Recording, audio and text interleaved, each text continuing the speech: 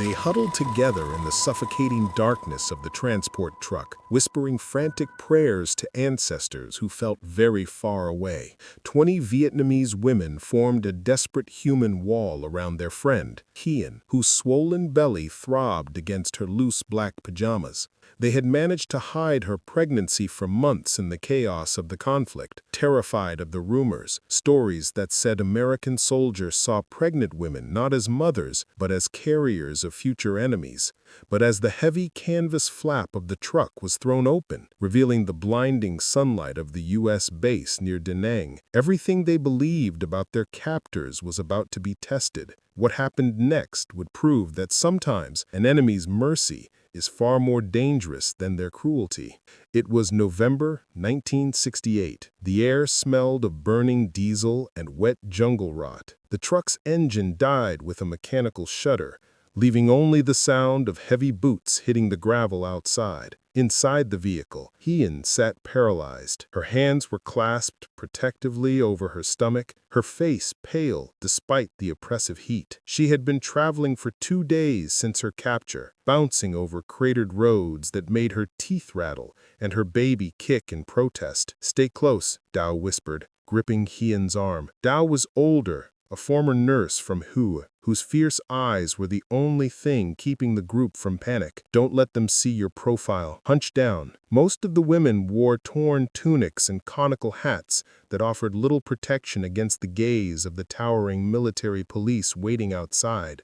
Through the open back of the truck, Camp Alpha stretched out like a scene from a nightmare. Rows of olive-drab tents, high chain-link fences topped with razor wire, and watchtowers that loomed against the humid sky. This wasn't just a prison, it was a fortress of the unknown. "Everybody out! Let's go! Move it!" An American voice boomed, the words sharp and alien. A translator, a South Vietnamese soldier with a tired face, repeated the order. "Dil Chien! Move quickly!" Hien felt the bile rise in her throat. The hiding was almost over. They had heard about the intake procedures.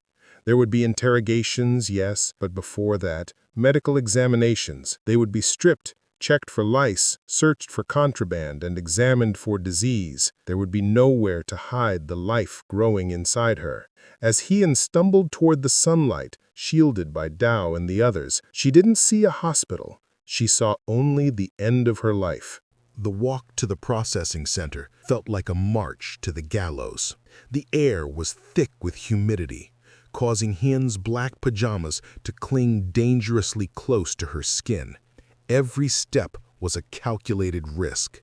Dao walked directly in front of her, while 2 other women flanked her sides, creating a moving shield against the prying eyes of the GIs smoking cigarettes near the perimeter fence. "Eyes down," Dao hissed. "Don't look at them." Hien fixed her gaze on Dao's dusty heels, but her mind was racing with the stories whispered in the villages. The Viet Cong propaganda had been clear. Americans were monsters who ate the hearts of the innocent. Even the less superstitious rumors were terrifying. Stories of forced abortions or babies being taken away to be raised as servants in a foreign land. Hien felt a sudden, violent kick from within. "Quiet, little one," she pleaded silently. "Not now." They reached a long, corrugated metal Quonset hut, marked with a red cross. The symbol was supposed to mean safety, but to Hien it looked like a target. As the doors swung open, a blast of conditioned air hit them, a shock of cold that made Hien gasp. The smell was overwhelming. Rubbing alcohol, latex, and a distinct, sharp soap scent that would forever haunt her nightmares. Inside, the chaos of the camp fell away, replaced by a terrifying sterility. Nurses in crisp fatigues moved with efficient speed. In the center of the room stood a tall American man in a white coat over his green uniform. He was older than the soldiers outside, with graying hair and wire-rimmed glasses. He was laughing at something a nurse said. A monster who could laugh? That was almost worse. "Line them up against the wall," a female nurse commanded. She was young, perhaps 30, with tired eyes and blonde hair pulled back tight. The translator barked the order. The women shuffled into a line. Hien tried to stand in the back, but the nurse's finger pointed sharply. "You, move forward, no bunching up." Dao squeezed Hien's hand one last time before stepping away. Hien was exposed. She crossed her arms over her belly, trying to feign a stomachache, anything to explain her posture. "All right, ladies," the doctor said, his voice booming but strangely calm. "Standard procedure. We need to check for parasites, malaria, and contraband. Remove your outer tunics." The command hung in the cool air like a death sentence. To remove her tunic was to reveal the truth.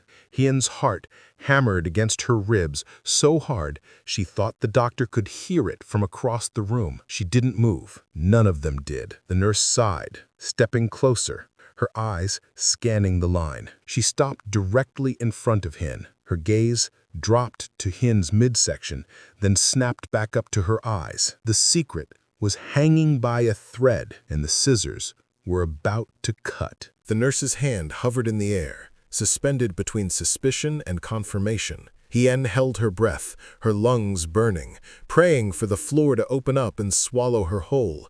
But the linoleum was solid, and the nurse's eyes were sharp.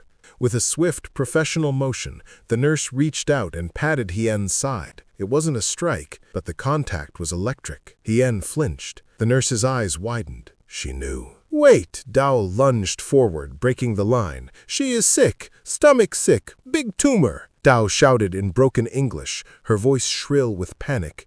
She placed her body between Hien and the nurse, her small frame trembling with a protective fury that defied the guns outside. The other women instinctively closed ranks, shuffling their feet to form a tight, defiant circle around Hien. It was a formation born of months of survival, a human shield meant to protect the vulnerable from the predators. "Hey, back in line!" a guard near the door shouted, his hand dropping to the baton on his belt. The nurse ignored the guard. She looked at Dao, then at Hien, and finally raised her hand to signal the doctor in the center of the room. "Major Miller, we have a situation." Dr. Miller stopped his conversation and turned. He walked toward them, his boots clicking rhythmically on the floor. To Hien, each click sounded like a countdown. He was tall, looming over them like a giant. "What's the problem, Lieutenant?" he asked, his voice calm but authoritative. The nurse pointed at Hien's midsection, hidden behind Dao's shoulder. "I think this prisoner is pregnant, sir." The word hung in the sterile air like a live grenade. Pregnant. The silence that followed was deafening. The translator looked nervous. The other prisoners lowered their heads,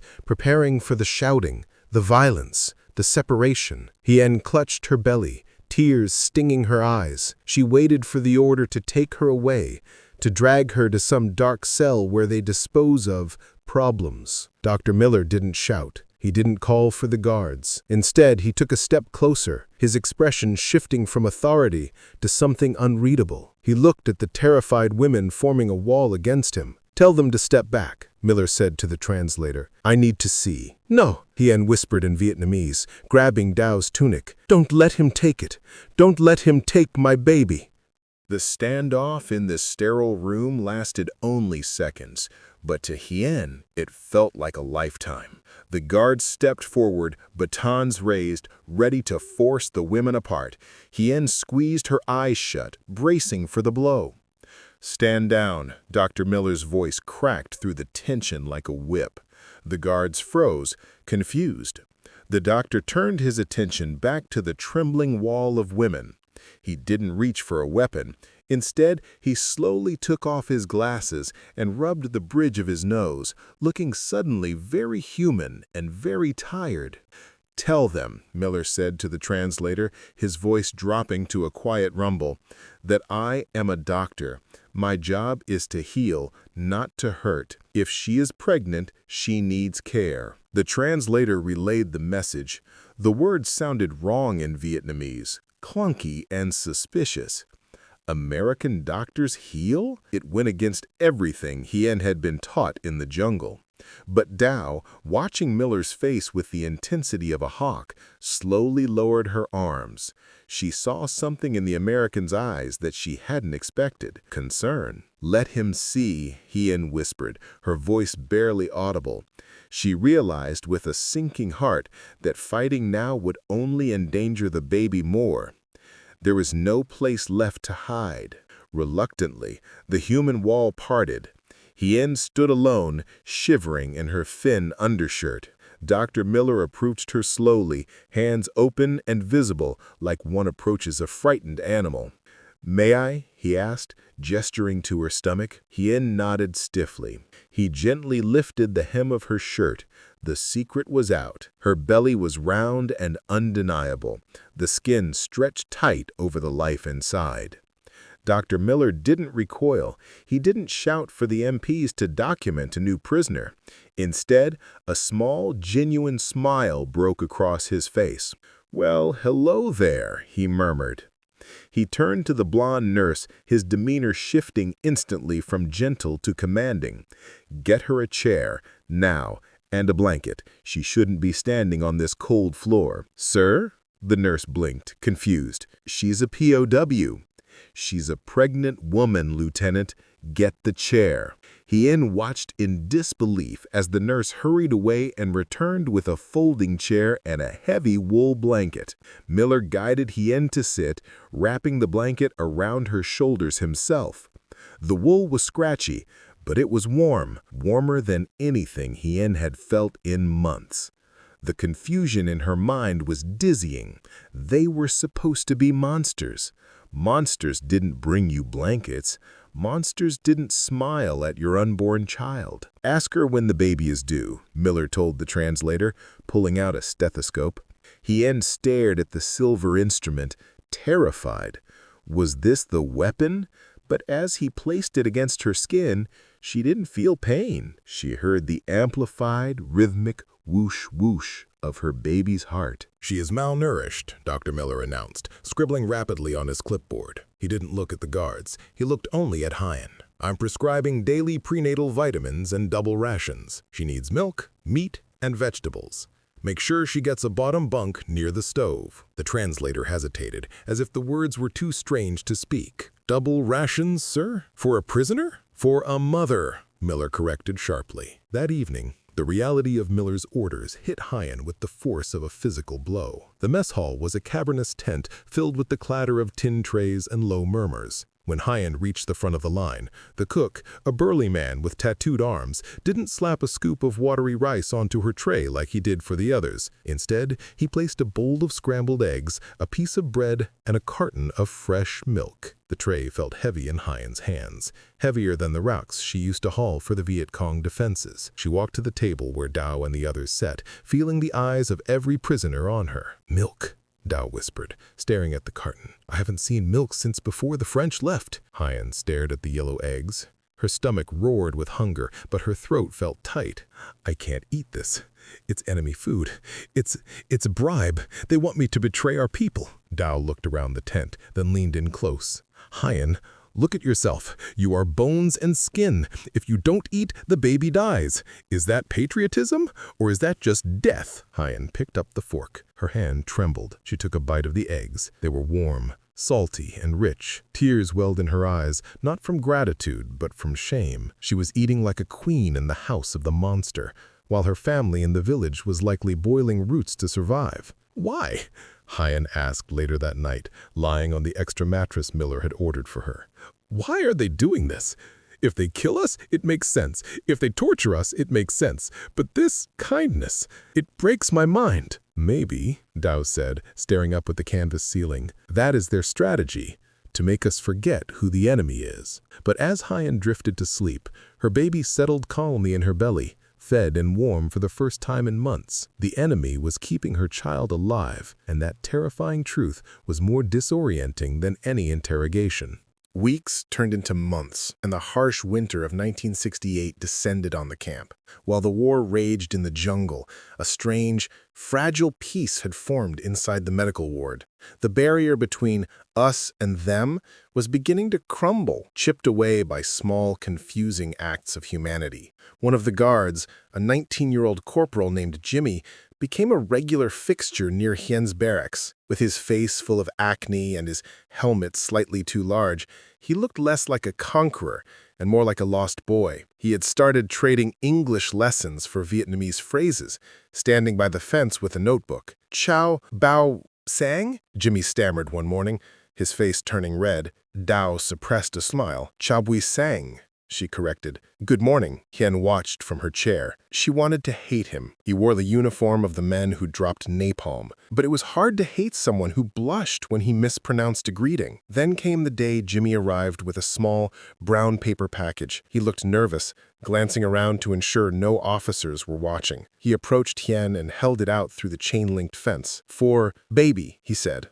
pointing to her belly. "From my mom, in Michigan." Hien hesitated. Was this a trick? She looked at Dao, then slowly reached out and took the package. Her hands shook as she unwrapped it. Inside were tiny hand-knitted wool socks and a soft yellow bonnet. They were delicate, smelling of lavender and home, a stark contrast to the mud and antiseptic of the camp. "My sister is pregnant too," Jimmy explained, using his hands to mimic a big belly. "Mom sent these. She said, 'Give to you.'" Hien stared at the tiny socks. An American mother, thousands of miles away, had knitted these loops of yarn. She didn't know Hien was an enemy. She didn't know about the war's politics. She just knew there was a baby who needed warmth. "Why?" Hien asked in Vietnamese, though she didn't know the complexity of her question. "Grandmothers," Dao whispered, touching the soft wool. "They just care about babies.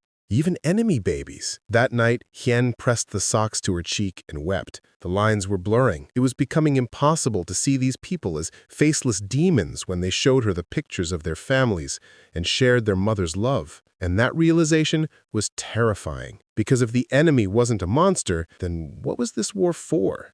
The sirens wailed across Camp Alpha, a shrill reminder that while Hien lived in a bubble of medical care, the war was still breathing down their necks. It was late December. Hien was heavy now, her belly a tight drum that made walking difficult. The truce of the medical ward was about to be tested by biology itself. During a routine Tuesday checkup, Dr. Miller frowned as his hands palpated Hien's abdomen. He pressed firmly, his brows knitting together. The silence in the room stretched thin, snapping the calm that Hien had worked so hard to build. "What?" Hien asked, looking frantically at Dao. "Is the baby dead?" "No, the heartbeat is strong," Miller said quickly, sensing her panic. He gestured to the translator. "Tell her the baby is in breech position. It is sitting bottom down, not head down." Dao translated the words, and Hien felt the blood drain from her face. In her village, a breech birth was a death sentence. She had seen it happen to her cousin.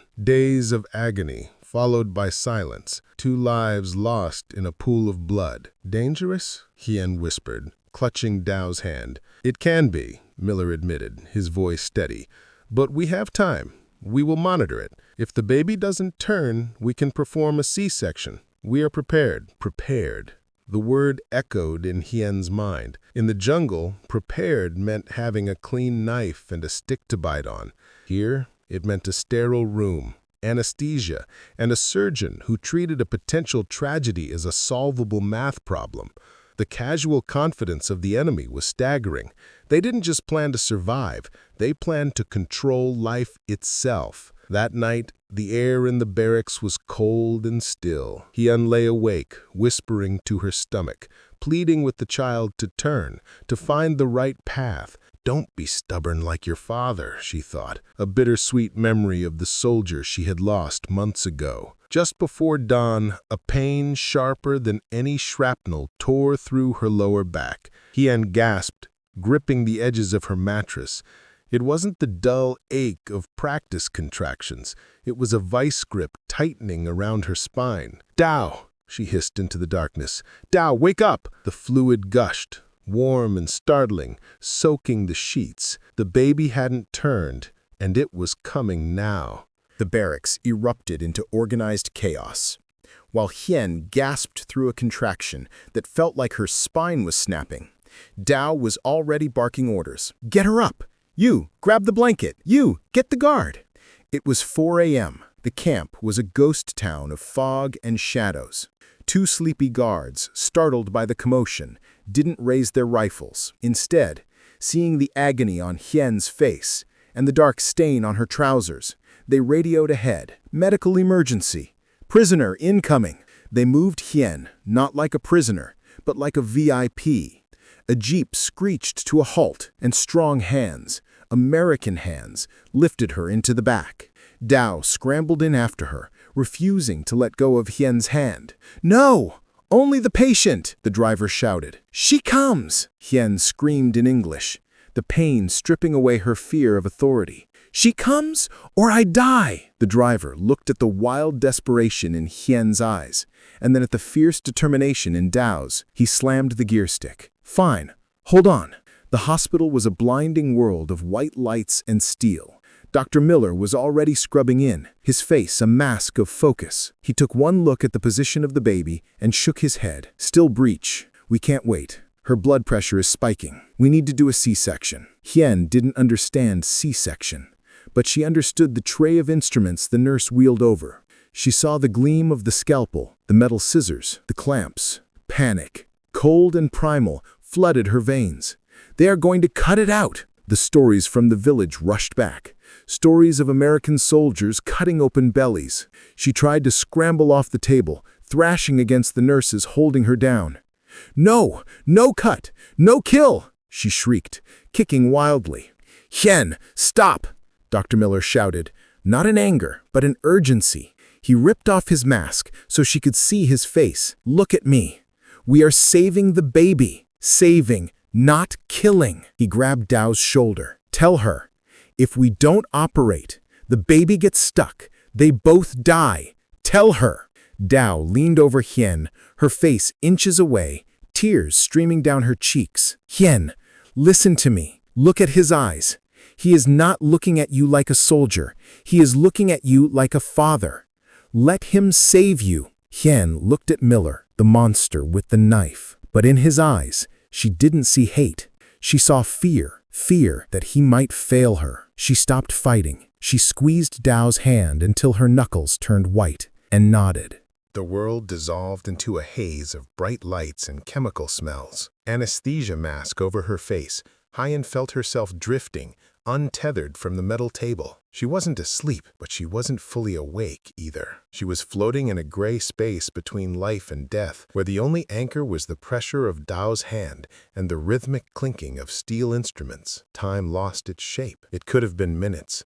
It could have been hours. Then, a sensation, a tugging, a strange hollowness in her center, followed by a sudden release of pressure, and then silence. The room went terrifyingly quiet. The clinking stopped. The murmuring stopped. Hien fought against the drug-induced fog, her heart hammering a frantic rhythm against her ribs. "Why is it silent?" The village stories whispered in her ear again. "They killed it. They took it." "Come on, little one." Dr. Miller's voice broke the stillness, soft and urgent. "Breathe." A wet, sputtering cough echoed off the tile walls, then a gasp, and finally a high-pitched, indignant wail that pierced the sterile air like a siren of victory. "It's a girl," Dr. Miller announced, his voice cracking with an emotion Hien never associated with an American officer. "Look at those lungs! A healthy, beautiful girl." The nurse lowered the surgical drape just enough. Hien turned her head, her neck feeling heavy as stone. Through her blurred vision, she saw him, the enemy, the man in the green uniform. He was holding a tiny,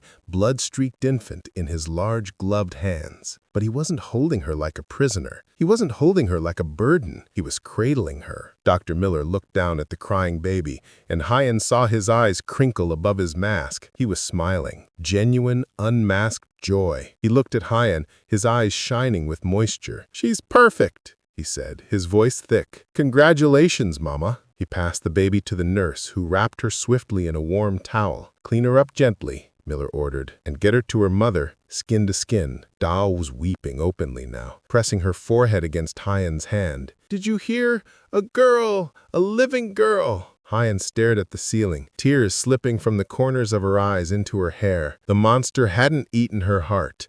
The monster had just given her back her life, and in that moment the hatred that had fueled her for so long began to turn into something else, something confusing, painful, and undeniably human. The days following the surgery passed in a strange, dreamlike haze. Hien was moved to a small, private recovery room at the end of the medical ward, a luxury that felt almost criminal. The air here didn't smell of diesel and fear. It smelled of baby powder and milk. "She needs a name," Dr. Miller said gently one morning, checking Hien's stitches. The translator stood by, his voice softer now, stripped of its usual military bark. Hien looked down at the bundle in her arms. The baby was sleeping, her tiny chest rising and falling with a rhythm that defied the war raging outside the fences. "Bin," Hien whispered. "Her name is Bin." "What does it mean?" Miller asked. "Peace," Dow answered from the doorway. "It means peace." Dr. Miller nodded slowly. "Bin, that's a good name. We could all use a little Bin right now." As Bin grew, she became the unlikeliest mascot of Camp Alpha. The presence of an infant in a prisoner of war camp did something to the men stationed there. It disarmed them. The young guard Jimmy began stopping by every evening. He didn't bring a weapon. Instead, he brought things he had scrounged from the PX. A tin of peaches, a small rattle made of wood, and extra blankets. One afternoon, Hien watched, paralyzed with a mix of fear and wonder, as Jimmy asked to hold the baby. He was wearing his flak jacket and heavy boots, a machine of war. But when Hien tentatively passed Ben to him, he transformed. He cradled the Vietnamese baby awkwardly but tenderly, his large, calloused finger stroking her cheek. "She looks like my niece," Jimmy mumbled, his eyes misty. Dow watched this scene with a dark, conflicted expression. Later, when the Americans had left, she sat on the edge of Hien's bed. "This is dangerous, Hien," she said quietly. "What is?" "The baby is healthy," Hien replied defensively. "Not the baby. This." Dow gestured to the room,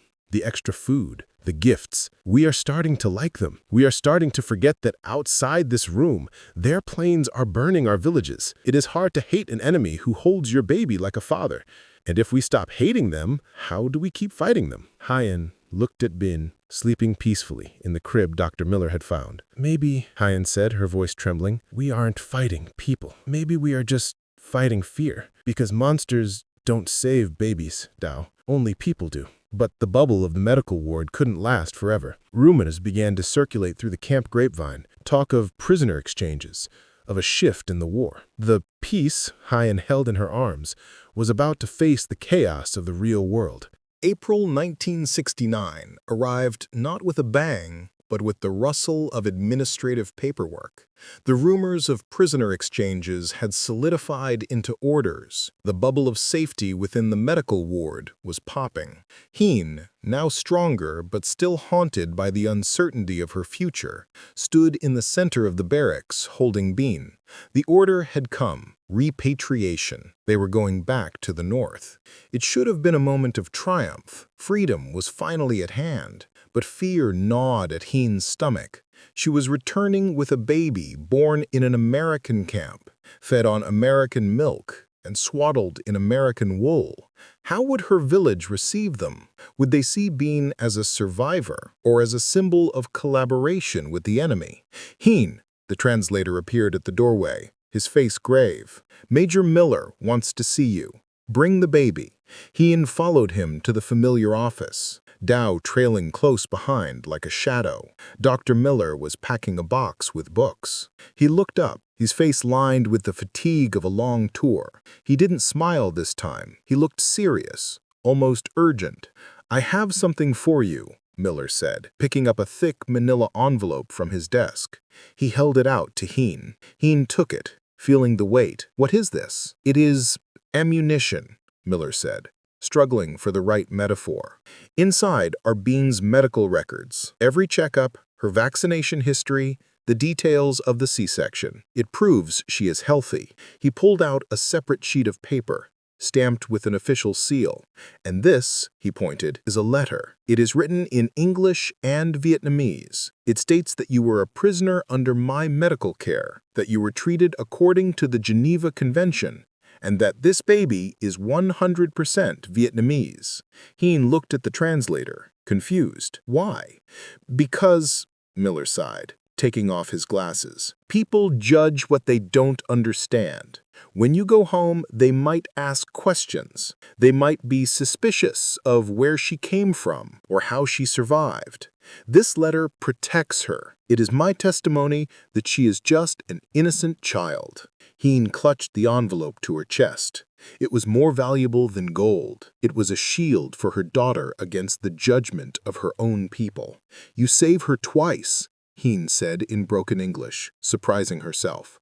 Once with knife, once with paper. Miller offered a sad, weary smile. I just did my job, Hien. War is temporary. Babies are forever. Keep her safe.